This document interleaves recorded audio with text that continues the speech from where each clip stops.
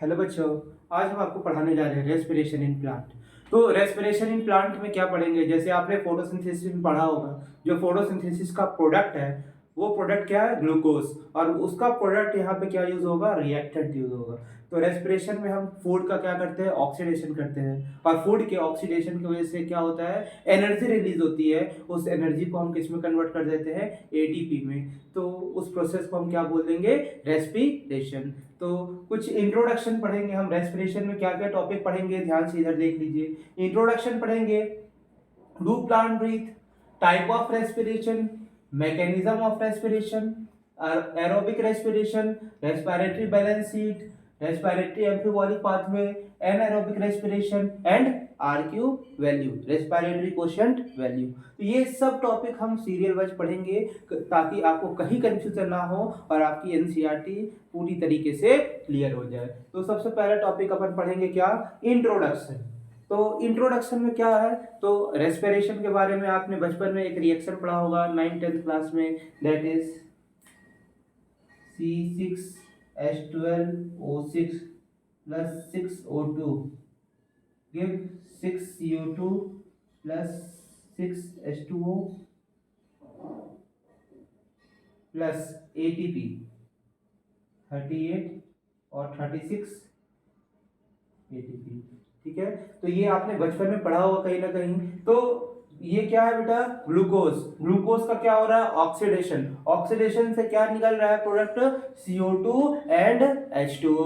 और CO2 H2O के बाद क्या, एनर्जी। एनर्जी किस फॉर्म में, एटीपी के फॉर्म में स्टोर होती है। इसलिए एटीपी को हम क्या बोलते हैं, energy currency of the cell.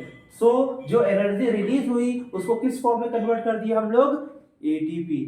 तो चलते हैं कुछ ग्लूकोज में, या कोई भी कार्बोहाइड्रेट के मॉलिक्यूल या प्रोटीन के मॉलिक्यूल या फैट के मॉलिक्यूल जो हम खाना खा रहे हैं उसमें जो कार्बन कार्बन सिंगल बॉन्ड होता है उसको तोड़ के, उसको जब तोड़ते हैं तो एनर्जी रिलीज होती है। और जो एनर्जी रिलीज होती है उसको हम किस में कन्वर्ट कर देते हैं, एटीपी में। तो पहला लाइन यही है, when food is oxidised carbon carbon single bond are broken and the energy release is converted into ATP. Next point है, रेस्पिरेशन का भी सिंगल स्टेप में नहीं होगा। Respiration is a multi step process, because अगर single step में होगा तो लार्ज अमाउंट ऑफ एनर्जी निकलेगी, और लार्ज अमाउंट ऑफ एनर्जी निकलेगी इन द फॉर्म ऑफ हीट, जो कि वहाँ के बायो सिस्टम के लिए सही नहीं होगी। आप ही बताओ, जब टेम्परेचर बहुत ज़्यादा हो जाएगा तो क्या वहाँ के एंजाइम सही से काम कर पाएंगी, तो वहाँ का बायोलॉजिकल सिस्टम खराब हो जाएगा। इसीलिए कभी भी रेस्पिरेशन को सिंगल स्टेप में नहीं होता है, ये एक मल्टी स्टेप होता है। और हर एक स्टेप में थोड़ी थोड़ी एनर्जी रिलीज होती है और उसी को एटीपी में कन्वर्ट किया जाता है।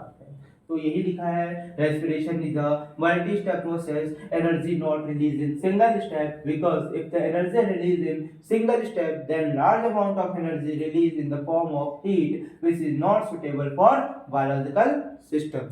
तो ये आपका कुछ इंट्रोडक्शन में था, और आपको ये रिएक्शन पूरी तरीके से याद रखना है। That is glucose in the presence of oxygen, इसका ऑक्सीडेशन हुआ, क्या बना, CO2 एंड H2O एंड 36 और 38 ATP। अब आप मुझसे पूछोगे सर ये 36 और 38 आपने क्यों लिखा, मैं बताऊंगा इसका भी रीजन, बट अभी आपको याद रखना है 38 ATP और 36 ATP।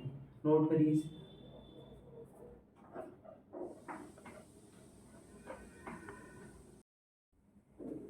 तो बच्चों हम कुछ पढ़े थे इस कि ग्लूकोज का ब्रेकडाउन होगा, ग्लूकोज का ऑक्सीडेशन होगा, और ऑक्सीडेशन की वजह से क्या होगा, एनर्जी रिलीज होगी। तो चलिए देखते हैं, C6H12O6 इसका हो गया ऑक्सीडेशन, और ऑक्सीडेशन से प्रोडक्ट क्या बना, CO2। और इसका ऑक्सीडेशन से क्या बना, CO2, और क्या निकला, ATP। क्या, ATP बना। और एक बात बताइए, इस ग्लूकोज से बना है CO2, तो क्या निकली है, क्या बन के निकला, ATP। तो ATP फॉर्म होता है और इसी ATP को स्टोर किया जाता है, और जब जब एनर्जी की रिक्वायरमेंट होती है तो ये ATP टूटता है। So ATP is also called energy currency of the cell. तो ATP, अब ये ATP डायरेक्ट बना है, इसीलिए इसको हम बोलते हैं SLP। What is SLP, that is substrate level phosphorylation. तो एसएलपी क्या होता है, जब भी एटीपी डायरेक्ट बनती है तो उसको हम उस स्टेप को बोलते हैं SLP, substrate level phosphorylation. Substrate level phosphorylation क्यों बोलते हैं, क्योंकि यहाँ पे जो एटीपी बन रही है सबस्ट्रेट से हमने उठा लिया फॉस्फेट और एडीपी के साथ हमने क्या कर दिया, ऐड कर दिया। तो ADP that is adenosine diphosphate, उसमें हम इनऑर्गेनिक फॉस्फेट को ऐड कर दिए और क्या बन गया, ATP, that is this step is SLP. जब भी एटीपी डायरेक्ट बन रही हो तो आप उस स्टेप को बोल सकते हो this step is SLP, substrate level phosphorylation. अब बताइए C6H12O6 से क्या बना, CO2 बना, तो यहां से और क्या निकला होगा, H+। तो जब ये H+ निकला तो इस H+ को एक्सेप्ट किसने किया, या NAD ने एक्सेप्ट किया एंड FAD ने एक्सेप्ट किया और क्या बना लिया, NADH2 एंड FADH2। जैसे कि आपने फोटोसिंथेसिस में पढ़ा होगा, वहां पे एक वर्ड यूज होता है NADPH2 और रेस्पिरेशन में क्या यूज होगा, NADH2 और FADH2। आपने शायद पहले कभी पढ़ा होगा ग्लाइकोलाइसिस, क्रेब्स साइकिल। ग्लाइकोलाइसिस के 7th और 10th स्टेप में आपने देखा है वहां पे एटीपी बनता है और आपने 5th या 6th स्टेप में देखा होगा NADH2 बनता है, NADH2 बनता है और क्रेब्स साइकिल में आपने देखा होगा क्रेब्स साइकिल के स्टेप में भी FADH2 बनता है। तो ये है हाइड्रोजन को एक्सेप्ट किया और NAD किस में कन्वर्ट हो गया, NADH2 और FAD किस में कन्वर्ट हो गया, FADH2। अब हम क्या करते हैं, इनमें से हाइड्रोजन को बाहर निकालते हैं, प्रोटॉन और इलेक्ट्रॉन को बाहर निकालते हैं। तो प्रोटॉन अलग निकलेगा और इलेक्ट्रॉन अलग निकलेगा।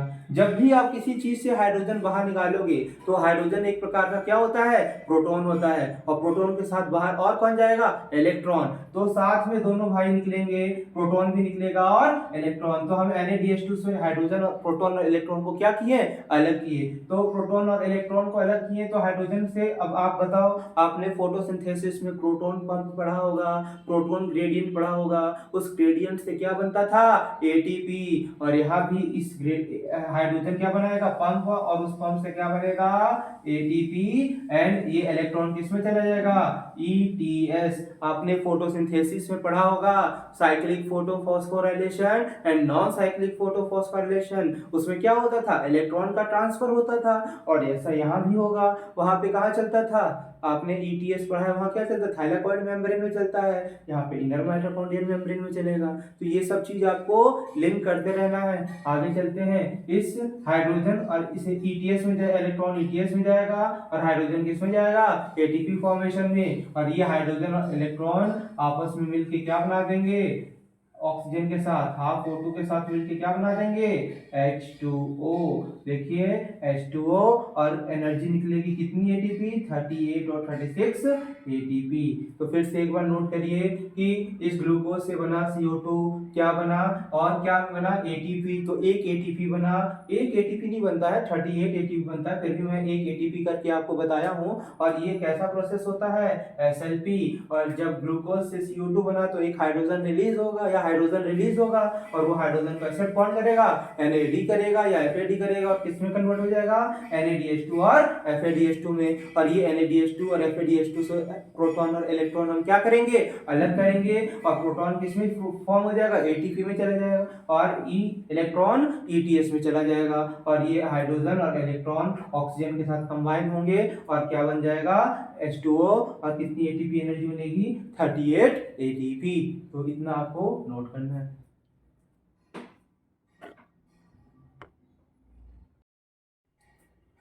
तो आपने क्या पढ़ा, इंट्रोडक्शन में कुछ पॉइंट्स पढ़ा। ये बेटा क्या है, समरी है, इस पूरे चैप्टर की समरी है, जो कि हम पूरे अच्छे से डीप में पढ़ेंगे, इसको पूरे अच्छे से इसको डिफाइन करके पढ़ेंगे। बहुत सारे साइकिल्स इसमें, मैंने बोला रेस्पिरेशन सिंगल स्टेप प्रोसेस नहीं होता है, रेस्पिरेशन कैसा स्टेप होता है, मल्टी स्टेप प्रोसेस होता है। जैसे कि मान के चलिए ये C6H12O6 है, इसको तोड़ेंगे तो क्या बनेगा, CO2 H2O एंड अगर हम 686 किलो कैलोरी, तो ये किलो कैलोरी एनर्जी है, एटीपी है, तो ये इतनी एनर्जी निकलेगी।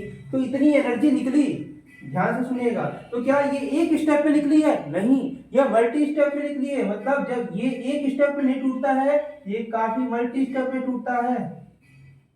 तो आप बताइए, ये रेस्पिरेशन एनाबॉलिक प्रोसेस है, ये कैटाबॉलिक प्रोसेस है? आपने बोला कि ग्लूकोज का क्या हो रहा है? ब्रेक डाउन हो रहा है। तो आपके हिसाब से ये कैसा होना चाहिए? कैटाबॉलिक। बट ये कैटाबॉलिक नहीं होता है, ये होता है एम्फीबॉलिक होता है। क्या होता है? एम्फीबॉलिक।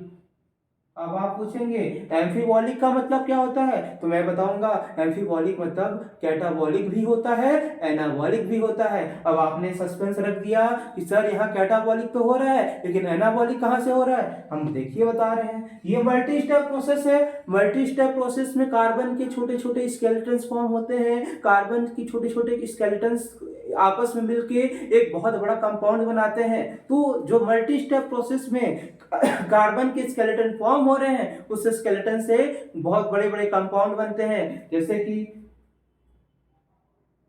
कि आपको मैं बताता हूं, अल्फा कीटो ग्लूटारेट। आपको ये बताऊंगा ये क्या होता है। ये क्रेब्स साइकिल होती है, और क्रेब्स साइकिल के फिफ्थ स्टेप में एक चीज बनती है, कंपाउंड बनता है जिसका नाम है अल्फा कीटो ग्लूटारेट। और इससे क्या बनता है? Amino acid. ये सिंथेसाइज होकर क्या बनाता है? Amino acid. देखिए ये कार्बन का स्केलेटन है, 5 कार्बन का स्केलेटन है, और इससे क्या बन गया? Amino acid. देखिए बना कि नहीं बना। इसी तरह सेवंथ स्टेप में एक कंपाउंड बनता है जिसका नाम है सक्सिनिल कोएंजाइम ए। और सक्सिनिल कोएंजाइम ए आपने पढ़ा है, थोड़ा बहुत तो पढ़ा होगा बचपन में। Succinyl coenzyme A seventh step में बनता है क्रेब्स साइकिल में, और इससे क्या बनता है? क्लोरोफिल की मॉलिक्यूल की सिंथेसिस होती है। आपने ये भी चीज पढ़ा होगा। तो क्लोरोफिल मॉलिक्यूल का सिंथेसिस कौन करता है? Succinyl coenzyme A. और succinyl coenzyme A seventh step में बनता है। इससे देखिए कंपाउंड बना कि नहीं बना। तो जो इंटरमीडिएट्स बनते हैं, तो इंटरमीडिएट्स के जो कार्बन के स्केलेटन्स होते हैं, वो स्केलेटन्स मिलके बड़ा बड़ा कंपाउंड बनाते हैं, that is amino acid, chlorophyll A, chlorophyll. And आपने एक और पढ़ा है, एसिटिल कोएंजाइम ए। पढ़ा है कि नहीं पढ़ा है? एसिटिल कोएंजाइम ए, जो कि क्रेब्स साइकिल इसी से तो स्टार्ट होता है। एसिटिल कोएंजाइम ए से बनता है fatty acid. Acetyl coenzyme A से क्या बनता है? Fatty acid. तो लिंक रिएक्शन का ये प्रोडक्ट है। Acetyl coenzyme A link reaction में पार्टिसिपेट करता है, तो ये एसिटिल कोएंजाइम ए से क्या बनता है? Fatty acid. तो आपने देखा कि इस रेस्पिरेशन के जितने भी प्रोडक्ट्स बन रहे हैं इंटरमीडिएट्स में, उसमें से कुछ ना कुछ चीजों से कुछ ना कुछ बन रहा है। जैसे इससे अमीनो एसिड, कोएंजाइम ए से क्लोरोफिल, एंड एसिटिल कोएंजाइम से फैटी एसिड। तो ये है, इसीलिए हम इसको क्या बोल दिए? एम्फीबॉलिक। क्यों? क्योंकि यहाँ ब्रेक डाउन तो हो रहा है, साथ साथ में इन सब चीजों की भी क्या हो रही है? सिंथेसिस हो रही है। तो इसको हम क्या बोलेंगे?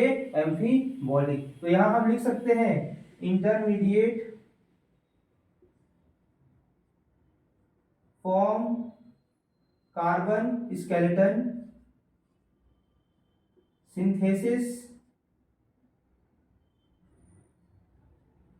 Synthesise big molecule, big compound या बिग मॉलिक्यूल। जो इंटरमीडिएट है उससे हम बिग मॉलिक्यूल या बिग कंपाउंड बना रहे हैं। तो ये है बेटा, इसको नोट करिए।